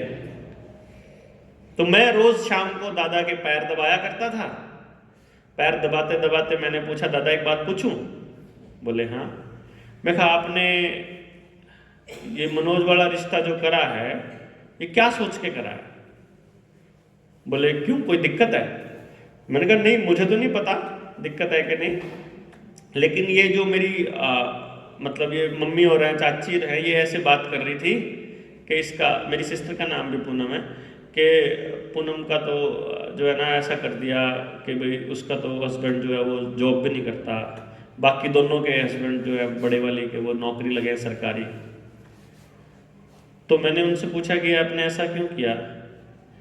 तो मेरे दादाजी बोलते हैं कि मैं उनके गांव में गया था, जो रिश्तेदार थे, और मैंने उनके गांव में रेपुटेशन पता करी थी और मैंने उनकी रेपुटेशन का ये पता किया है कि अगर इनके पास कुछ भी नहीं बचेगा ना तो पूरा गांव मिलके इसको अपने आप से मदद करता है, क्योंकि इसने पूरी जिंदगी में केवल इज्जत कमाई है सच्चाई और ईमानदारी के नाम पर। तो इस बच्चे के बारे में मैंने पता किया तो मुझे पता चला कि इसके पास ये उल जुलूल कोई काम नहीं करता और ये केवल अपने घर के काम ही संभालता है। तो अगर ये बच्चा अपने घर के काम ही संभालता रहा तो घर आराम से संभाल लेगा, कोई दिक्कत नहीं है। और उसका बेनिफिट ये हुआ कि बाद में उसे जॉब भी मिल गई और अब तो मतलब अलग ही उसका है। लेकिन उस टाइम पे हमें ये लगता था कि शायद ये डिसीजन जो है कहीं ऐसा ना हो कि गलत निकले, बट बड़े बुजुर्गों ने बड़ा कुछ सोच समझ करके इन चीजों को अपनाया होगा और ये बातें हमें बहुत लेट समझ में आई। मतलब ये बातें समझ में आते आते, खैर बहुत लेट भी नहीं आया, अभी तक तो लाइफ है बची हुई, हम थोड़ी बहुत मेहनत कर सकते हैं इस दिशा में। लेकिन असली बात यह है कि इन चीजों पर मंत्रणा लंबी करनी पड़ेगी, इन चीजों पर आम सहमति बनानी पड़ेगी। समाज को तोड़ने वाले लोग भी आगे आएंगे, हमारे को हतोत्साहित करने वाले लोग भी आएंगे। जैसे मुझे तो सबसे पहले एक व्यक्ति मिलता है, कोई भी, तो सबसे पहले कहता है क्यों दिमाग खराब कर रहा है यार, बुला रहा अपना, कोई नहीं सुनता। हमारे हरियाणा में कोई नहीं सुनता। मैंने कहा देखो, मैं कोई की तो पता नहीं, पर जिन लोगों से मैंने बात की है उनको तो बात समझ में आ रही है भाई। अब जिन तक मैं पहुंच ही नहीं पाया उसमें मेरी क्या गलती है और उनकी क्या गलती है? भाई मेरे को एक बात समझ में आई हुई है और मैं उस पर संवाद करने के लिए मैं दूर दूर तक, कहीं भी लोग मिलते हैं हम वहां पर जा रहे हैं। तो मेरा अपना काम है कि देखते हैं संवाद से कुछ निकल के आता है कि नहीं आता है, कोई समाधान निकलता है कि नहीं निकलता है। तो संवाद से समाधान की तरफ लोग बढ़ तो रहे हैं, लेकिन अभी मुझे ऐसा लगता है कि प्रयास अभी थोड़ा है। भाई मान लीजिए आज हमारे यहां से एक पॉजिटिव ऊर्जा निकल करके आए और हम अपने मन में संकल्प लें कि हम आने वाले टाइम में अपने समाज के लिए एक्टिव होकर के काम करेंगे। मान लीजिए इधर से लेडीज वाले डिपार्टमेंट्स, ये सारे लेडीज संभाल लें, आप जेंट्स का संभाल लेते हैं और समाज को जागृत करने लगते हैं। मुझे नहीं लगता कि समाज का कोई भी व्यक्ति ऐसा होगा जो इस बात से डिनाई करेगा कि उसके बच्चे के लिए सच्चा रास्ता निकलता हो, तो क्योंकि आज तो वो अंधेरे में है। और अगर उसको उम्मीद की जरा से भी किरण नजर आई ना कि ये जनता सरकार मोर्चा वाले साथी अगर इकट्ठे होकर के कुछ करने लगते हैं, तो मुझे नहीं लगता कि वो पीछे हटेगा। आज तक कोई नहीं हटा, अभी तक नहीं हटा कोई भी, क्योंकि हमने इसको बनाया ही इस तरीके से है, हमने इसका डिजाइन ही इस तरीके से किया कि व्यक्तिगत अपने लाभ के लिए आओगे तो तुमको पैसे देने पड़ेंगे, समाज के लिए निकलोगे तो तुमको हमको कुछ नहीं देना, फिर हम सब कुछ फ्री है? और कहने को फ्री लगता है। मैं ये समझता हूं कि यदि हम अपने अपने समाज में आसपास काम करने लग जाएंगे, आपको लगता है कि ये आप कर रहे हैं या मुझको लगता है कि मैं कर रहा हूं या मैं अपने लिए कर रहा हूं, लेकिन मुझे एकदम से उस ऊर्जा का एहसास मैं कर पाता हूं कि समाज में इतनी सारी पॉजिटिव ऊर्जा है, तो हमारा वैसे ही हिम्मत और हौसला बढ़ता रहता है इस दिशा में काम करने के लिए। और लगातार हम लोग चल इसी हौसले के दम पे चल रहे हैं। अदरवाइज हमारे पास जब हमने शुरू किया कुछ नहीं था, कोई हिम्मत नहीं थी, कोई रिश्तेदार साथ नहीं था, कोई दोस्त साथ नहीं था, बस एक जुनून था कि नहीं, जिस रास्ते जा रहे हैं वो गलत है, ठीक के लिए प्रयास करना पड़ेगा, प्रयास के लिए संवाद करना पड़ेगा, संवाद के लिए लोगों के बीच जाना पड़ेगा। बीच जाते हैं, बात करके देखते हैं, समझ में आया बहुत अच्छी बात है, नहीं समझ में आया हमने तो अपना काम ईमानदारी से किया ना, हमें इसी बात में शांति है। और हमने ईमानदारी से किया तो वही बात आती है बड़ी सिंपल सी, कि जैसे मैंने आपको कहा कि जब आप अपने बच्चे को डांट रहे होते हो तो आपके यहाँ क्या चल रहा है बच्चा एकदम से समझता है।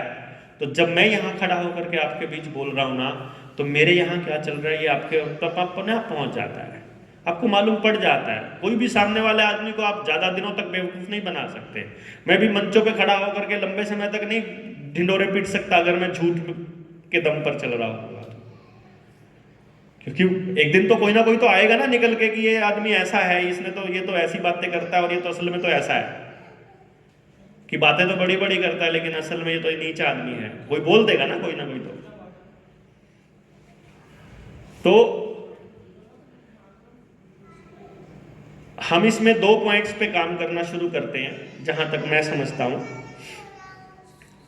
पहला बिंदु ये कि अभी आप बैठ करके अपनी डायरी में, अपने पेज पर अपने बच्चों से रिलेटेड जितने आपके इश्यूज हैं, पर्सनल आपके इश्यूज हैं, वो आप नोट डाउन करेंगे, क्योंकि मैं समझता हूं कि वो भी मैं आपके जर्नल इन चीज़ों के साथ में ले लूं। अभी मेरे पास बोलने के लिए मटेरियल जो है वो है 30-35 घंटे का और बचा हुआ है, तो मुझे कोई दिक्कत नहीं है मैटर उठाने में, पर मैं समझता हूँ उस मैटर को साइड में रख के हम लोग इस टॉपिक पे आते हैं कि पहले हम आपसे ले लेते हैं, आपका इनपुट क्या कहता है। दूसरा, मैं चाहता हूं कि आप लोग एक बार अपने व्यू रखें कि इस मिशन को आगे कैसे बढ़ाएं, भाई लोकल अपने यहां स्तर पे। और मैं आपकी सबकी भागीदारी चाहूंगा कि चाहे आप 2 मिनट के लिए बोलो, चाहे आप 1 मिनट के लिए बोलो, पर सारे बोलो आप, बताओ आप यहां खड़े होकर के कि हमें ऐसा करना चाहिए, आइए हम ऐसा करते हैं, लेट अस सी। तो दो काम है, आपको कैसे लगता है इसको आगे प्रोपेगेट करें, दूसरा आप अपने बच्चों के लिए किन किन चीजों को लेकर कंसर्न है अभी फिलहाल के लिए। लॉन्ग रन के लिए तो अपन ने काम शुरू कर ही देना है, फिलहाल उसकी कोई आदत है, उसकी कोई ऐसी चीज है जिसको लेकर के आप चिंतित हैं, तो उस पर हम चर्चा कर लेते हैं और आपके क्वेश्चन आंसर्स ले लेते हैं, और फिर उसके बाद जो समय बचेगा फिर मैं अपनी बात को कंप्लीट कर लूँगा।